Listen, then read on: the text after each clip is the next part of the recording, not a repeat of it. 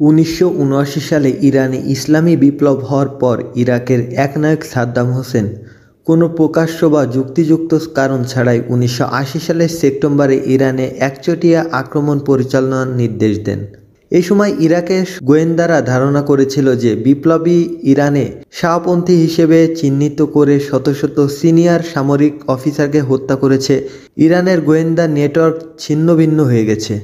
সবচেয়ে বড় কথা, ইসলামী ধাঁচের বিপ্লবের কারণে ইরান তখন বিশ্ব থেকে বিচ্ছিন্ন প্রায়। তেহরানে মার্কিন দূতাবাস দখল করে ইরানি বিপ্লবীদের হঠকারী সিদ্ধান্তের ফলশ্রুতি সে সময় ইরান শুধু সামরিক নিষেধাজ্ঞার মধ্যেই পড়েননি, প্রায় সব দেশ ইরানের নতুন সরকারকে সন্দেহের চোখে দেখতে শুরু করেছে।